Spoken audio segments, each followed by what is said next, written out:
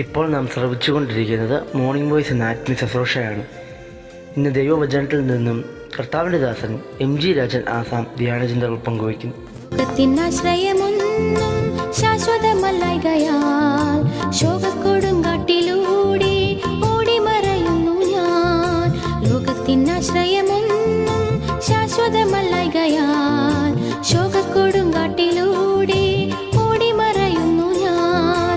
ദൂരെ ദൂരെ കാണുന്ന നിത്യഭവനത്തെ വേഗം ഞാനങ്ങു ചേരും, അതെത്ര ഭാഗ്യമേ. ദൂരെ ദൂരെ കാണുന്ന നിത്യഭവനത്തെ വേഗം ഞാനങ്ങു ചേരും, അതെത്ര ഭാഗ്യമേ. യേശുവിൻ സംഗീതം എന്നിത്യ പറയുമേ, ആശ്രയം താൻ മാത്രം, ആ നാമം സുസ്ഥിരമേ. ദൈവതിരുനാമം മഹത്വപ്പെടുവാനായിട്ടിടയാകട്ടെ.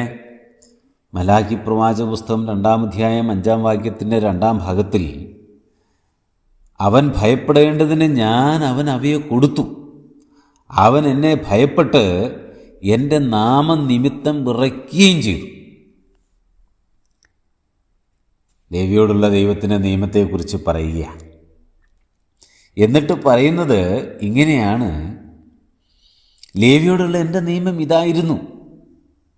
എന്താ? എൻ്റെ നിയമം ജീവനും സമാധാനവുമാണ്. ജീവനും സമാധാനവും. അത് ഞാൻ എന്തിനവന് കൊടുത്തു എന്ന് ചോദിച്ചാൽ, അവൻ എന്നെ ഭയപ്പെടേണ്ടതിനാണ്.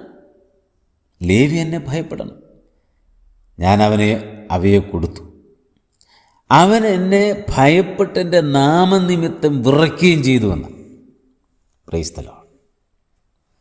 ലേവി എന്നെ ഭയപ്പെട്ട് എൻ്റെ നാമനിമിത്തം വിറച്ചു. ആര് വിറച്ചു? ലേവി.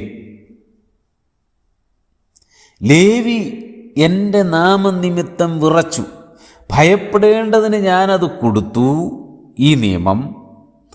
അവൻ ആ കാര്യത്തിൽ എന്നെ ഭയപ്പെട്ടു. ഈ ഭയപ്പെട്ടു എന്ന് പറഞ്ഞാൽ അവിടെ എത്ര കൃത്യമായിട്ടാണ് രേഖപ്പെടുത്തിയിരിക്കുന്നത്. ഭയപ്പെട്ടു, ഒപ്പം വിറയ്ക്കുകയും ചെയ്തു എന്ന്.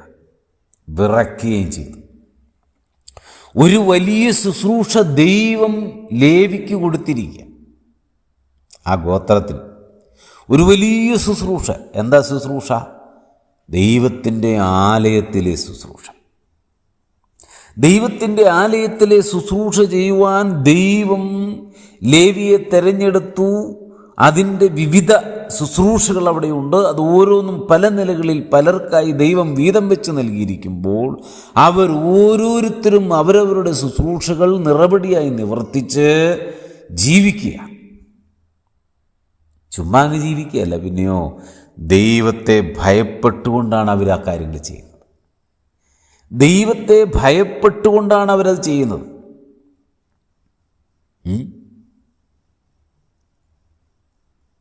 ഈ ദൈവം കൊന്നുകളയുന്നുള്ള ഭയമല്ല. ആളുകൾക്ക് അങ്ങനെയാണല്ലോ, നല്ലൊരു പങ്ക് ആളുകൾക്കും ഭയം. സ്കൂളിൽ പോകുന്ന കുഞ്ഞുങ്ങൾ ഭയപ്പെടുന്നത് അധ്യാപകരെ എന്തിനാണെന്ന് ചോദിച്ചാൽ അവരടിക്കും എന്നുള്ള ഭയം. അയ്യോ, എന്നെ അടിക്കുമല്ലോ, പഠിച്ചില്ലെങ്കിൽ അടിക്കുമല്ലോ. മോഷണം നടത്തുന്നവർ ഭയപ്പെടുകയാണ്, പോലീസിനെ ആണെങ്കിലും മറ്റുള്ള. എന്താ കാരണം? അവർ പിടിച്ചാൽ അടിവെച്ച് തരും, ഉപദ്രവിക്കും, അല്ലെങ്കിൽ ജയിലിലാക്കും. അങ്ങനെ ഭയപ്പെടുക. ശിക്ഷിക്കും. ആ ശിക്ഷയാണ് ഭയപ്പെടുന്നത്. കർത്താവ് തൻ്റെ ജനത്തോട് പറയുന്നത് അതല്ല. ശിക്ഷിക്കൂ എന്നുള്ളത് കൊണ്ട് എന്നെ ഭയപ്പെടുവിനെന്നല്ല. ഒത്തിരി ആളുകൾ അങ്ങനെയാണ് ദൈവത്തെ ഭയപ്പെടുന്നത്. അതുകൊണ്ട് ലോകത്തിലുള്ള ആളുകളൊക്കെ അവരുടെ ദൈവങ്ങളെ ഭയപ്പെടാനുള്ളൊരു കാരണം എന്താണെന്ന് ചോദിച്ചാൽ, അയ്യോ ദൈവം എന്നെ ശിക്ഷിക്കുമല്ലോ, ഞാൻ പാപം ചെയ്ത് ശിക്ഷിക്കും. കുഞ്ഞിലെ മുതൽ പല മാതാപിതാക്കളും മക്കളെ അവരെന്തെങ്കിലും തെറ്റ് ചെയ്യുമ്പോൾ ദൈവം നിന്നെ അടിക്കും കേട്ടോ, ദൈവം നിന്നെ നരകത്തിലേക്ക് ഇടും കേട്ടോ, ദൈവം നിന്നെ കണ്ണു ചൂന്ന് കളയും, അല്ലെങ്കിൽ നിന്നെ എരിയുന്ന തീച്ചുളയിലേക്ക് ഇട്ടുകളയും. അങ്ങനെ പല കാര്യങ്ങൾ പറഞ്ഞ് ഈ മാതാപിതാക്കൾ കുഞ്ഞുങ്ങളെ പേടിപ്പിക്കുന്നു. പക്ഷേ അങ്ങനെ പേടിച്ച് ജീവിക്കാനല്ല ദൈവം ഇവിടെ പറയുന്നത്. അങ്ങനെ ഒരു പേടിയും ഒരു വിറയിലുമല്ലത്. പിന്നെയോ, ദൈവം ശിക്ഷിക്കുമെന്നുള്ളതൊരു വസ്തുതയാണ്. തെറ്റ് ചെയ്യുന്നവരെ ദൈവം ശിക്ഷിക്കും. അത് അവിശ്വാസികൾ തെറ്റിൽ അകപ്പെട്ട് ജീവിച്ച് മരിക്കുമ്പോൾ ദൈവം അവരെ നിത്യമായ നരകത്തിലേക്ക് തള്ളിക്കളയും എന്നുള്ളതിന് യാതൊരു മാറ്റവുമില്ല. പാപി നിത്യമായ നരകത്തിലേക്ക് വീഴുക തന്നെ ചെയ്യും. ഇനി വിശ്വാസി പാപം ചെയ്താൽ വിശ്വാസിക്ക് ദൈവം ശിക്ഷ നൽകും. ദൈവത്തിൻ്റെ ശിക്ഷ മേടിക്കുന്നതിന് മുമ്പേ മാനസാന്തരപ്പെട്ട് ശരിയായ വഴിയിലേക്ക് വരുന്നതാണ് ഉത്തമം. തെറ്റ് സംഭവിക്കാത്തവരില്ല. ചെറുതും വലുതുമാകുന്ന വീഴ്ചകൾ മനുഷ്യന് സംഭവിക്കും. എന്നാൽ ദൈവം ശിക്ഷിക്കുന്നതിന് മുമ്പ് മാനസാന്തരപ്പെട്ട് മടങ്ങി വരിക എന്നുള്ളതാണ്. എന്നാൽ ഇവിടെ പറയുന്നതല്ല. ജീവനും സമാധാനവും ആയിരിക്കുമ്പോഴും അവിടെ പറയുന്നു അവൻ എന്നെ ഭയപ്പെടണം. എന്നിട്ടോ അവിടെ വായിക്കുന്നത് അവൻ എന്നെ ഭയപ്പെട്ടെൻ്റെ നാമനിമിത്തം വിറയ്ക്കുകയും ചെയ്തു. എന്താ ഈ ഭയം? ഈ ഭയത്തിൻ്റെ കാരണം ദൈവം ശിക്ഷിക്കുന്നുള്ളത് കൊണ്ടല്ല, മറിച്ച് ദൈവത്തിൻ്റെ മഹത്വം മനസ്സിലാക്കിയിട്ട്. സ്തോത്രം. ആരാണ് ദൈവം? അവൻ എത്ര ഉന്നതനാണ്, തേജോമയനാണ്, പരിശുദ്ധനാണ്. ആ ദൈവത്തിൻ്റെ ശക്തി എത്ര വലുതാണ്. ആ ഇത്രയും സർവശക്തനായ ദൈവത്തിൻ്റെ, അല്ലെങ്കിൽ ഈ അതിപരിശുദ്ധനായ ദൈവത്തിൻ്റെ ശുശ്രൂഷയ്ക്ക് വേണ്ടി ദൈവമേ നീ എന്നെ തെരഞ്ഞെടുത്തല്ലോ എന്ന് നാം ഹൃദയത്തിൽ ചിന്തിക്കുമ്പോൾ നമ്മുടെ ഉള്ളിൽ ഈ ദൈവസന്നിധിയിൽ ഒരു ഭയമുണ്ടാവുകയാണ്. കാരണം പാപിയായ എന്നെ, എൻ്റെ പാപങ്ങളെ എൻ്റെ ജീവിതത്തിൽ നിന്ന് നീക്കിക്കളഞ്ഞ് ദൈവത്തിൻ്റെ മകനാക്കി മകളാക്കി ശുശ്രൂഷയ്ക്ക് പ്രാപ്തി നൽകി എന്നെ നിർത്തിയല്ലോ എന്നോർക്കുമ്പോൾ, സ്തോത്രം, ദൈവസന്നിധിയിലൊരു ഭയം നമുക്കുണ്ടാകും. അതാണ് ദൈവം ഇവിടെ ലേവിയെക്കുറിച്ച് ഉദ്ദേശിക്കുന്നത്. അല്ലാതെ എന്നെ ദൈവം കൊല്ലും അല്ലെങ്കിൽ ശിക്ഷിക്കും, നരകത്തിൽ തള്ളും എന്നുള്ളൊരു ഭയമല്ല. ആ ഒരു ഭയം മാനുഷ്യമായ നിലകളിൽ മനുഷ്യനുണ്ട്. അത് വേണം, അത് ശരി തന്നെ. എന്നാലും പ്രിയമുള്ളവർ, അതില്ലെന്നല്ല ഞാൻ പറഞ്ഞു വരുന്നത്. മറിച്ച് ദൈവത്തിൻ്റെ തേജസ്, ദൈവത്തിൻ്റെ മഹത്വം, ദൈവത്തിൻ്റെ വിശുദ്ധി അത് കണ്ടു കഴിയുമ്പോൾ, ദൈവത്തിൻ്റെ ശക്തി ഭാരത കണ്ടു കഴിയുമ്പോൾ നമ്മുടെ ഉള്ളിൽ ദൈവത്തോടൊരു ഭയമുണ്ടാവുകയാണ്. അതുകൊണ്ടാണ് ഇവിടെ വായിക്കുന്നത് അവൻ ഭയപ്പെടുകയും വിറയ്ക്കുകയും ചെയ്തു എന്ന്. അവൻ ഭയപ്പെടുകയും വിറയ്ക്കുകയും ചെയ്തു. എന്നിട്ട് ഇതെന്തുകൊണ്ടാണ് ദൈവം ഇവിടെ സൂചിപ്പിച്ചിരിക്കുന്നത്? ലേവി ഭയപ്പെട്ടു, ലേവി വിറച്ചു. പക്ഷേ ഇന്ന് ഈ ആലയത്തിൽ ശുശ്രൂഷ ചെയ്യുന്ന പുരോഹിതന്മാർ, അവർക്കിതില്ലെന്നായി പറഞ്ഞു വരുന്നതിൻ്റെ സാരം. അവർക്കിതില്ല. എന്തില്ല? അവർ ശുശ്രൂഷിക്കുന്നുണ്ട്, അവരെല്ലാം ചെയ്യുന്നുണ്ട്. പക്ഷേ അവരുടെ ഉള്ളിൽ വേണ്ടുന്ന ഒന്ന് ഇല്ല. എന്തില്ല? ദൈവഭയമില്ല, ദൈവസന്നിധിയിൽ വിറയ്ക്കുന്നില്ല. ആ ദൈവഭയമില്ലാതെ പോയതുകൊണ്ട് ഏലിയുടെ മക്കളെക്കുറിച്ച് ശമൂവേൽ പ്രവാചകൻ്റെ പുസ്തകത്തിൽ പറയുന്നുണ്ട്, അവർ സകല മ്ലേച്ഛതയും പ്രവർത്തിച്ചു. ദൈവം അവരെ കൊന്നുകളഞ്ഞു. ദൈവം അവരെ കൊന്നുകളഞ്ഞു, ഏലിയുടെ മക്കളെ. അതിൻ്റെ കാരണം എന്താ?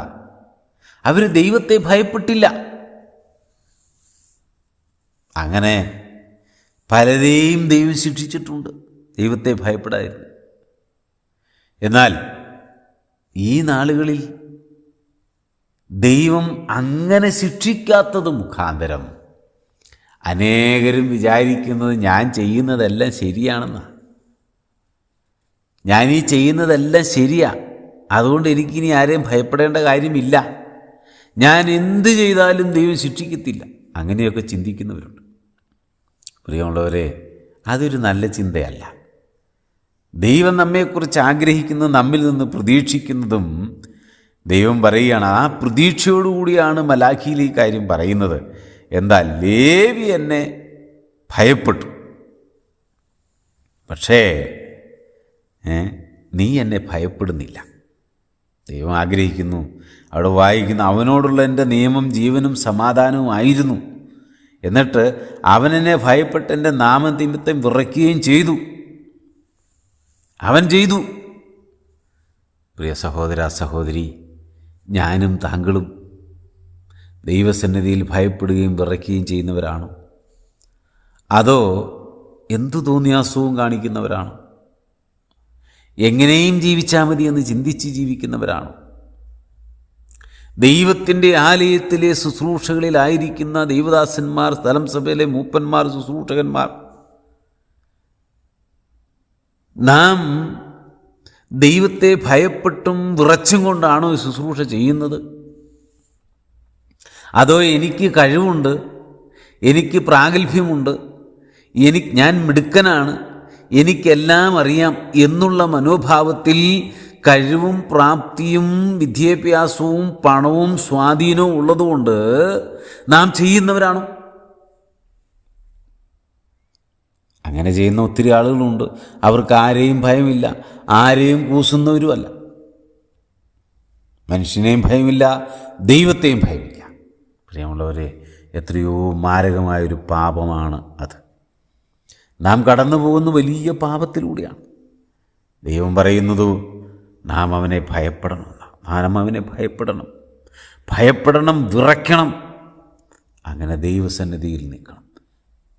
ഇവിടെ പുരോഹിതന്മാരെക്കുറിച്ച് ദൈവം ആഗ്രഹിക്കുന്നതാണ്. നമ്മളും അങ്ങനെ ദൈവസന്നിധിയിൽ ഭയപ്പെട്ട് വിറച്ച്, ദൈവത്തെ ഭയപ്പെട്ട് ദൈവസന്നിധിയിൽ വിറച്ചുകൊണ്ടുന്നത്, ദൈവത്തെ സ്നേഹിച്ച് ശുശ്രൂഷകൾ ചെയ്യുമ്പോൾ അവിടെയാണ് അനുഗ്രഹം. ദൈവം അവിടെ നമ്മെ സമൃദ്ധിയായിട്ട് അനുഗ്രഹിക്കും. ദൈവത്തിൻ്റെ കൃപ ലഭിക്കും. വരുന്ന ദിവസങ്ങളിൽ ദൈവഭയത്തോടുകൂടി തന്നെ ജീവിപ്പാൻ ദൈവം നമ്മെ ഓരോരുത്തരെയും സഹായിക്കട്ടെ. കർത്താവിൻ്റെ മുന്നിൽ നാം മഹത്വപ്പെടട്ടെ. ആമേൻ. കണ്ണുകൾക്കിമ്പമായതൊക്കെയും നശ്വരമേ